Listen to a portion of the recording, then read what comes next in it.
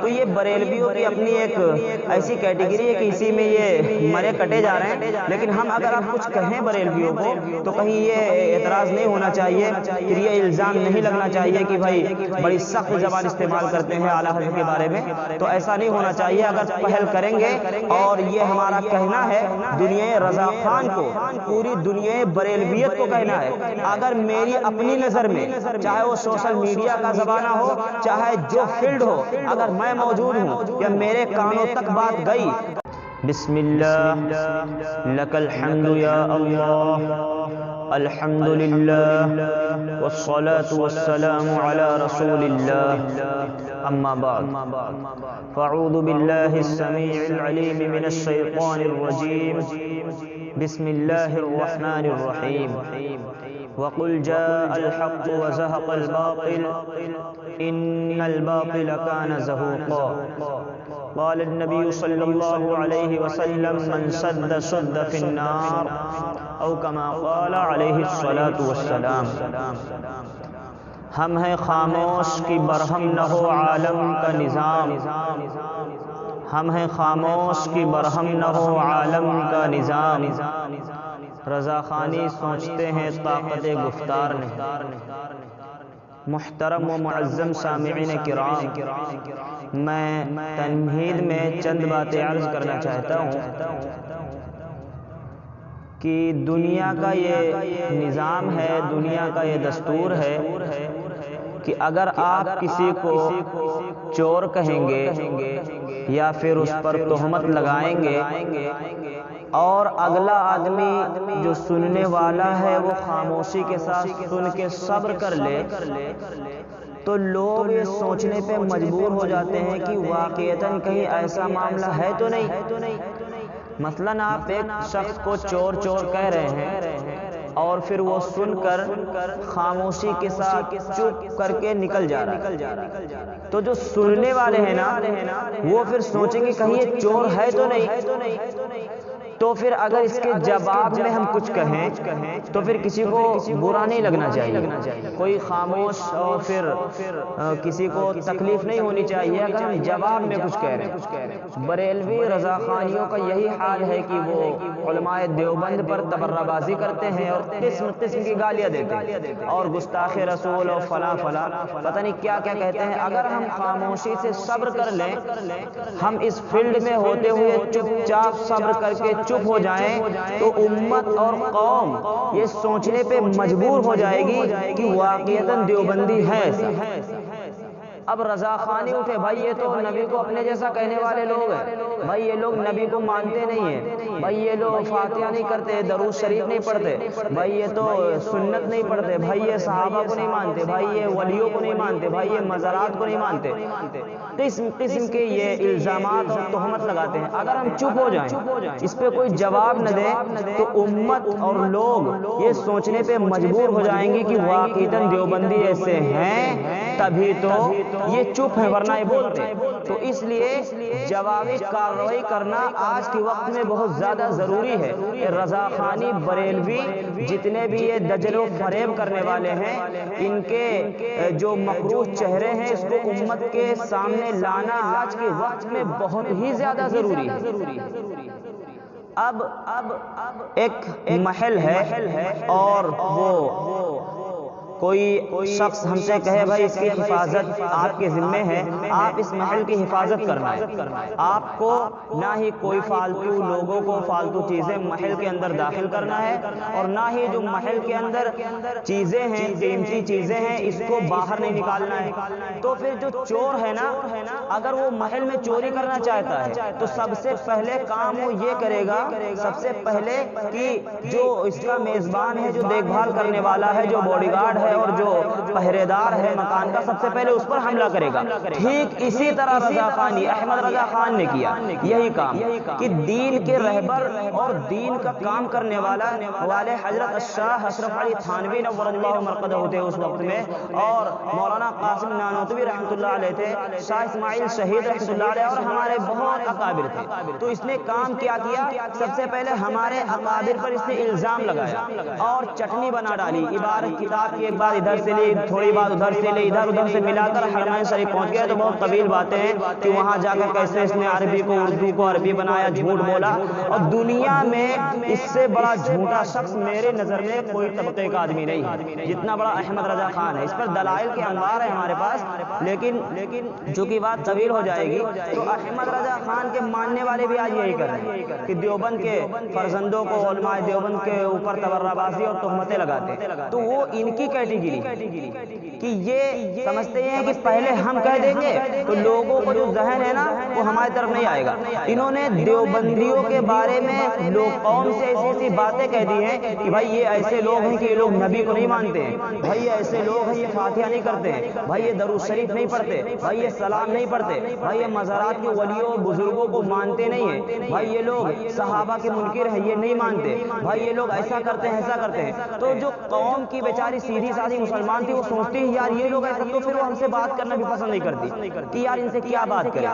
ایک بڑھیا عورت تھی، وہ اپنے بوری بستر کو اٹھایا اور اپنے سر پہ رکھا اور چل دیا، مکہ چھوڑ کے مدینہ کی طرف چل دیا اس نے کہ محمد نام کا ایک شخص ہے وہ جادوگر ہے۔ اس کے نبی پاک صلی اللہ علیہ وسلم کے بارے میں اس نے سنا۔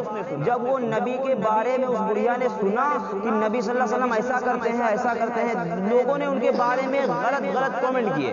نبی پاک صلی اللہ علیہ وسلم کی بات سن کر، نبی کے بارے میں اس نے بات سنا تو بوری بستر اٹھایا اور چل دیا چھوڑ کر مکہ سے مدینہ کی طرف چل دیا۔ لیکن جب راستے میں وہ بیٹھی تھی اس کا جو گٹھر تھا وہ بہت زیادہ وزن تھا، بیٹھی ہوئی تھی۔ نبی پاک صلی اللہ علیہ وسلم کا ادھر سے گزر ہوا، جب میرے نبی کا ادھر سے گزر ہوا اس نے کہا اماں جی آپ بیٹھی ہوئی ہیں، تو اس نے کہا بھائی صاحب میرا سامان اٹھا کر بیٹا میرے گھر تک پہنچا دو۔ نبی پاک صلی اللہ علیہ وسلم نے اس کے سامان کو اٹھایا اور گھر تک پہنچانے لگے۔ راستے میں اس نے یہی سمجھایا کہ بھائی محمد نام کے شخص سے ان سے دور رہنا، ان کے بارے میں نے سنا ہے عجیب و غریب آدمی ہے، جادوگر ہیں، یہ کر دیتے ہیں وہ کر دیتے ہیں۔ نبی پاک صلی اللہ علیہ وسلم خاموشی سے سنتے رہے۔ جب اس کے گھر پہ پہنچے تو چل دیے تو کہا بیٹا دودھ پی لو، اور کہا نہیں اماں جی ہم جب تک اپنے بیوی بچوں کو کچھ کھلانے دیتے ہم کچھ نہیں کھاتے، ہم نہیں کھائیں گے۔ کہا بیٹا میری نصیحت یاد رکھنا، محمد نام کے شخص سے دور رہنا، جو محمد نام کا شخص ہے اس سے دور رہنا، اس کے بارے میں نے سنا ہے۔ نبی پاک صلی اللہ علیہ وسلم کی آنکھوں میں آنسو آ گئے۔ نبی پاک صلی اللہ علیہ وسلم نے فرمایا اماں جی میں نے آپ کے ساتھ کیا معاملہ کر دیا ہے جس کو آپ کہہ رہی ہیں محمد اور محمد میں ہی ہوں؟ بتائیے میں نے آپ پہ کیا جادو کر دیا ہے، بتائیے میں نے آپ پہ کیا ایسا معاملہ کر دیا ہے کہ آپ مجھ سے نفرت کرتی ہیں؟ اس نے کہا واللہ اگر آپ محمد ہیں تو پھر اس قسم اٹھا کے حلف اٹھا کے اس نے کہا کہ صحیح دین پر اور سچائی پر حق پر آپ ہی ہیں۔ یہ واقعہ سنانے کا مقصد یہ ہے جب بڑھیا نے نبی کے بارے میں سنا تو پھر وہ نفرت کرنے لگی کہ یار یہ جادوگر ہیں اور لوگوں کو بہکا دیتے ہیں، اپنے مذہب میں داخل کر لیتے ہیں، اسلام میں کر لیتے ہیں، اپنا خدا کو بتاتے ہیں، ہمارے بتوں کو، دنیا بھر کی باتیں اس نے سنا۔ جب نبی کے بارے میں سنا تو پھر وہ نبی سے نفرت کرنے لگی اور بوری بستر اٹھا کر وہاں سے جانے لگی۔ جب خود نبی کو سنا تو فوراً اسلام میں داخل ہو گئی۔ کہنے کا مقصد یہ ہے کہ آپ دیوبندیوں کے بارے میں سنیں گے تو رضا خانی نے جو یہ پروپیگنڈے کیے ہوئے ہیں نا تو پھر ان کی باتوں پہ عمل کرتے ہوئے لگے گا بھائی یہ تو غلط ہے۔ لیکن آپ آئیے ہمارے یہاں میدان ہے، 3 دن میرے ساتھ وقت لگائیے جماعت کے اندر اور دیکھیے ان کا اخلاق ان کا کردار کتنا اعلیٰ ہے، پھر کہیں گے اللہ کی قسم دین یہی ہے۔ ایک رضا خانی سے میں نے کہا بھائی ایک بہت وہ باتیں کر رہا تھا، میں نے کہا ایک ہی چیز پہ بات کر لیتے ہیں۔ کیا مطلب؟ میں نے کہا یہ بتاؤ تم اس بات کو مانتے ہو کہ دنیا میں سب سے زیادہ اکثریت کس کی ہے؟ دیوبندی ہیں یا بریلوی ہیں؟ سنت والے ہیں یا حلوہ والے ہیں؟ کہنے لگا نہیں یہ بات ہے بھائی آپ تو دیوبندی ہی زیادہ ہیں۔ میں نے کہا دنیا میں سب سے زیادہ دیوبندی ہیں اس بات کو تم مانتے ہو، سب سے زیادہ اکثریت دیوبندیوں کی ہے یہ بات تم مانتے ہو، سب سے زیادہ مدارس دیوبندی کے پاس ہے اس بات کو بھی تم مانتے ہو، سب سے زیادہ مساجد دیوبندی کے پاس ہے اس بات کو بھی تم مانتے ہو، ہر ایک فیلڈ کا میدان دیوبندی کے پاس ہے اس بات کو بھی تم مانتے ہو، سب سے زیادہ کتابیں دیوبندی کے پاس ہے اس بات کو بھی تم مانتے ہو۔ مانتے ہو سب سے زیادہ حافظ دیوبندی کے پاس ہے، اس بات کو بھی تم مانتے ہو، سب سے زیادہ علماء دیوبندیوں کے پاس ہے، اس بات کو بھی تم مانتے ہو، اور دنیا میں اکثریت بلکہ تبلیغی جماعت پوری دنیا میں کام کرنے والی دیوبندیوں کے پاس ہے، دیوبندیوں کی اکثریت زیادہ ہے، اس بات کو تم مانتے ہو؟ بولو ہاں یہ بات تو صحیح ہے کہ سب سے زیادہ تم ہو۔ ہم نے کہا نبی پاک صلی اللہ علیہ وسلم نے اسی بات کو اعلان کیا تھا اور فرمایا تھا من صد صد فی النار۔ نبی کی ایک زبان، نبی کی ایک حدیث سے اندازہ لگا لو حق پر کون ہے۔ نبی پاک صلی اللہ علیہ وسلم نے فرمایا تھا کہ میری قوم کی اکثریت، میری قوم کی جو گروہ ہوگی، میرے قوم کے جو زیادہ لوگ ہوگے، ان سے جس نے کنارہ کشی کر لی وہ جہنم میں داخل کر دیا گیا۔ اب آپ بتاؤ میری اکثریت زیادہ ہے، نبی پاک صلی اللہ علیہ وسلم کہ میری امت کی اکثریت جو ہوگی نا حق پر وہی ہوگی۔ نبی کی اس بات کو مان لو، تم ہی کہہ رہے ہو نا ہم زیادہ ہیں، تو پھر نبی کہہ رہے ہیں ہم حق پر ہیں، ہم زیادہ ہیں، ہم حق پر ہیں، نبی پاک صلی اللہ علیہ وسلم کا یہ اعلان ہے۔ ایک جگہ جانا ہوا، ایک صاحب اٹھے اور کہنے لگے بھائی آپ کہیں 24 نمبر ہے۔ میں نے کہا مطلب کیا ہے؟ کہنے لگا بھائی یہ گستاخ رسول ہوتے ہیں دیوبندی۔ میں نے کہا کہ کیسے انداز لگا لیا آپ نے میں گستاخ رسول ہوں؟ کہنے لگا پاجامہ آپ کا ٹخنوں سے اوپر ہے۔ میں نے کہا اچھا کیا مطلب ہے؟ کہنے لگا جو پاجامہ ٹخنوں سے اوپر پہنتے ہیں اوٹن پیجامہ، تو پھر ہم جان جاتے ہیں یہ لوگ گستاخ رسول ہیں، نبی کو نہیں مانتے۔ میں نے کہا نبی پاک صلی اللہ علیہ وسلم کا فرمان ہے ما اسفل من الکعبین من الازار فی النار، جس نے چاہے جو کپڑا ہو جو ٹخنوں سے نیچے رہے گا جہنم میں جلے گا۔ نبی پاک صلی اللہ علیہ وسلم نے فرما دیا کہ بھائی پاجامہ یا لنگی پینٹ وغیرہ ٹخنوں سے اوپر کر لو۔ نبی کی بات کو ہم نے سینے سے لگایا، اے نبی ہم میری آپ کی بات اور میری جان اور مال سب قربان، آپ کی بات کو ہم نے سینے سے لگایا، پاجامہ ٹخنوں سے اوپر اٹھایا، نبی کی بات مان لیا ہم نے تو ہم گستاخ رسول ہو گئے۔ نبی پاک صلی اللہ علیہ وسلم نے کہا تھا عورتوں کے لیے یہ مسئلہ ہے کہ بھائی وہ ٹخنوں سے نیچے رکھیں گے، تم نہیں مانے ہو تم عاشق رسول ہو گئے۔ یہ مسئلہ ہمیں سماج تک کوئی رضاخانی مجھے سمجھا نہیں سکا کہ ان کا دین و مذہب۔ بریلویوں سے میں نے کئی بار کہا بھائی تم اٹھو اور مجھے بتا دو تم کوئی ایسا ایک کام کرتے ہو، دنیای رضاخان کو چیلنج ہے، کوئی ایسا ایک کام بتا دو، کوئی ایک ایسا کام بتا دو جس میں تم دیوبندیوں سے آگے ہو، تم ہم سے آگے نظر آتے ہو۔ تم چاہے سنت کو لے لو، کسی کے پاس سنت ہے تو کسی کے پاس حلوہ ہے، لیکن ایک چیز میں کہتا ہوں تم آگے جا سکتے ہو، باقی اور کسی چیز میں نہیں جا سکتے۔ بریلوی اٹھاؤ چونک گیا، کہنے کا یار کیا کس میں ہم آگے ہیں، کس میں ہم آگے ہیں؟ ہم نے کہا ایک ہی چیز ہے جس میں آپ آگے ہیں الحمدللہ اور شاید آگے ہی رہیں۔ کہنے کا یار کون سی چیز میں؟ وہ کہہ رہا تھا مجھے بتاؤ یار کون سی ایسی چیز جس میں ہم آگے ہیں؟ سن لے ہم بھی کبھی آگے۔ میں نے کہا ہاں بریانی کے میدان میں تم آگے نظر آتے ہو، حلوے کے میدان میں تم آگے نظر آتے ہو، اور اپنی پیٹ کی توندوں کو پھلانے کے چکر میں امت کو لوٹنے میں تم آگے نظر آتے ہو، قرآن خوانی پیٹی لے کے پورے لوگوں کو گمراہ کر رہے ہو اور اس کو قرآن کو بزنس بنا رکھے ہو، اس میں تم آگے نظر آتے ہو۔ لیکن اگر بس ایک قسمت کی اپنی بات ہے، کسی کو سنت مل گیا، کسی کو حلوہ مل گیا، کسی کو حلوہ کی پلیٹیں مل گئی، کسی کو سنت مل گیا۔ ایک رضاخانی بریلوی ہم کو 24 نمبر کہہ دیا، بولا آپ 24 نمبر ہے۔ میں نے کہا جی ہاں، اس میں کوئی شک ہے کیا؟ اگر آپ کہہ رہے ہو تو الحمدللہ 24 نمبر ہے۔ کہنے کہ یار 24 نمبر تو عجیب و غریب ہوتے ہیں۔ میں نے کہا 24 کے بغیر کوئی چارہ نہیں ہے۔ کہنے کا مطلب کیا ہے؟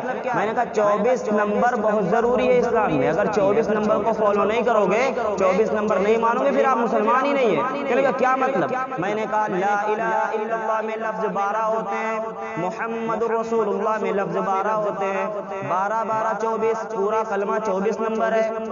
میں نے کہا یہ بتاؤ نمازیں پڑھتے ہو؟ بولا جی ہاں۔ میں نے کہا دن میں کتنی رکعتیں نماز ہوتی ہیں؟ فجر میں 4 رکعت ہو گئی، ظہر میں 12 رکعت ہو گئی، عصر میں 8 رکعت ہو گئی، سب ملا کر 24۔ دن میں کتنی رکعتیں نماز ہوتی ہیں؟ وہ بھی 24۔ میں نے کہا رات کو جوڑ لو، کتنی رکعتیں ہوتی ہیں؟ 7 رکعت ہوتی ہیں، مغرب میں 17، عشاء میں ہوتی ہیں، سب ملا کر 24، رات کو بھی 24 نمبر۔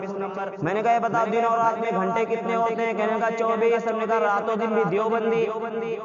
ہم نے کہا یہ بتاؤ نماز میں کتنی چیزیں لگیں گی تو نماز ہوگی، ورنہ پھر نماز نہیں ہونے کی۔ کہنے کا کیا مطلب؟ میں نے کہا 10 انگلی ہاتھ کی ہو گئی، 10 پیر کی ہو گئی، کتنے ہوئے؟ 20۔ میں نے کہا 2 گھٹنے ہو گئے، کتنا ہوا؟ بولا 22۔ میں نے کہا ناک اور پیشانی ہو گئی 24۔ 24 چیزیں نماز میں لگے گی، یہ بھی 24 نمبر۔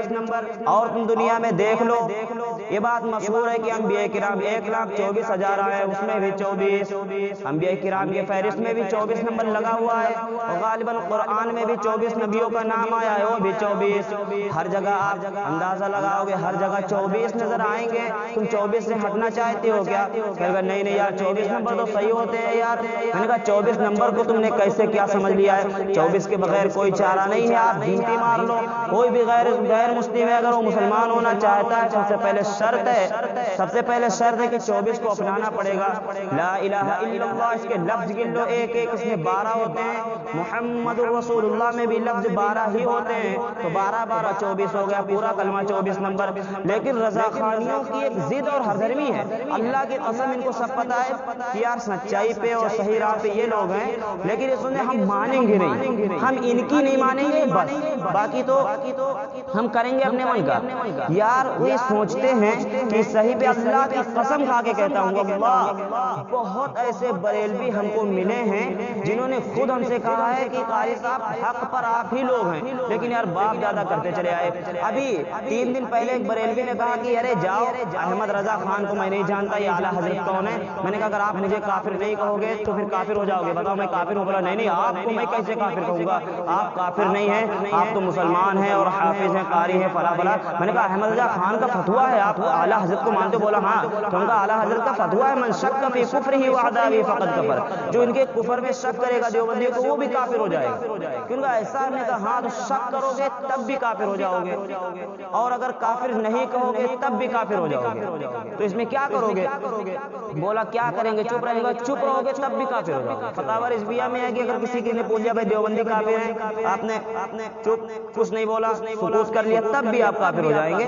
تو یہ بریلویوں کی اپنی ایک ایسی کیٹیگری ہے کہ اسی میں یہ مرے کٹے جا رہے ہیں۔ لیکن ہم اگر آپ کچھ کہیں بریلویوں کو تو کہیں یہ اعتراض نہیں ہونا چاہیے، پھر یہ الزام نہیں لگنا چاہیے کہ بھائی بڑی سخت زبان استعمال کرتے ہیں اعلیٰ حضرت کے بارے میں، تو ایسا نہیں ہونا چاہیے۔ اگر پہل کریں گے، اور یہ ہمارا کہنا ہے دنیا رضا خان کو، پوری دنیا بریلویت کو کہنا ہے، اگر میری اپنی نظر میں چاہے وہ سوشل میڈیا کا زمانہ ہو، چاہے جو فیلڈ ہو، اگر میں موجود ہوں یا میرے کانوں تک بات گئی اور کوئی دنیا رضا خان میں، بریلویت میں، چاہے احمد رضا خان ہی قبر سے باہر کیوں نہ نکل کے چلا آئے، اگر اس نے علماء دیوبند کی شان میں 1% بھی کوئی تبرہ بازی کی تو احمد رضا خان کو بریلی سے اکھاڑ کر لکھنؤ کے گٹر چوراہے پہ پٹکوں گا، اسی پہ جوتے برساؤں گا انشاءاللہ، لیکن علماء دیوبند کی شان میں 1% گستاخی برداشت نہیں کروں گا۔ ہم دیوبند کے فرزند ہیں، اور رضا خانیوں کو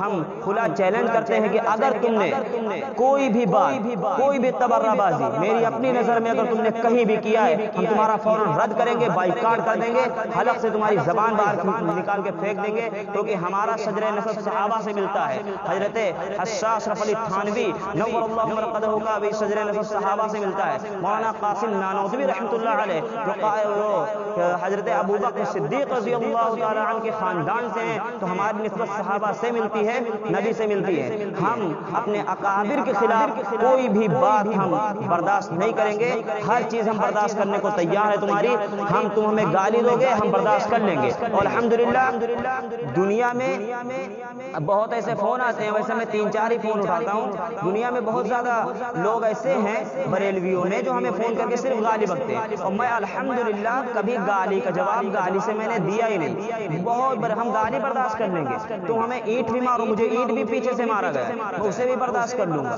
لوگوں نے ہم کو دھمکیاں بھی دی ہے میں نے اسے بھی برداشت کیا ہے، لوگوں نے تہمت اور الزام بھی لگایا ہے ہم نے اسے بھی الحمدللہ برداشت کیا ہے، لوگوں نے بہت بڑی بڑی تہمتیں لگائی وہ بھی ہم نے برداشت کیا ہے، لوگوں نے پولیس کے ذریعے ہم کو فون کرایا ہے پھر بھی ہم نے اسے بھی برداشت کیا ہے۔ لیکن تم سوچو ہم ہر چیز اپنے ذات پہ برداشت کر لیں گے، لیکن اللہ کی قسم اگر دیوبندیوں کے اوپر کسی نے تبرہ بازی کی، اکابرین اربع اہل سنت والجماعت احناف دیوبند کے خلاف اگر زبان اٹھی تو پھر ہم اسے برداشت نہیں کریں گے، پھر ہم وہ احمد رضا خان کو بریلی سے اکھاڑیں گے، کیونکہ تمہارا احمد رضا خان تو بات طویل ہو جائے گی، ورنہ بتاتا ہے تو حضرت علی بن گیا تھا۔ یہ احمد رضا خان کی اتنی بڑی شخصیت بتاتے کہ ایک کتاب ہے فیضان رضا، اس میں بھی یہ بات درج ہے غالباً فیضان اعلیٰ حضرت، ایک کتاب ہے بریلی سے مدینہ، اس کے بھی صفحہ 41 پہ بات موجود ہے کہ ایک عورت تھی پاگل تھی، کہہ رہی تھی بھائی مجھے حضرت علی کی زیارت کراؤ ورنہ میں صحیح نہیں نہیں ہونے کی فلاں فلاں. تو اعلیٰ حضرت صاحب تھے تو پھر انہوں نے کہا دیکھا کہ ہاں تو یہ پھر حضرت علی بن گئے. گھومے چادر ہٹائی پھر دیکھا یہ حضرت علی بن گئے. یہ احمد رضا خان کالا کلوٹا یہ کانا آدمی حضرت علی بن گیا تھا. استغفر اللہ نعوذ باللہ. تو دیوبندیوں کے خلاف تبرہ بازی کرنے کی ہمت نہ کرنا ورنہ پھر حشر وہی ہوگا کہ جو فرعونوں کے ساتھ معاملہ ہوا تھا ابو جہل کے ساتھ ہوا تھا. ہم نہیں چاہتے ہیں کہ تم اہل حق کے خلاف زبان اپنی استعمال کرو اور پھر ہم سخت طریقے سے اس کا جواب دیں. اس لیے کچھ ماحول صحیح نہیں ہے تو اپنے حساب سے رہو, اپنے اندر رہو, لمٹ میں رہو. اللہ تعالیٰ بریلیوں کے سر سے ہماری حفاظت فرمائے. وآخر دعوانا الحمدللہ.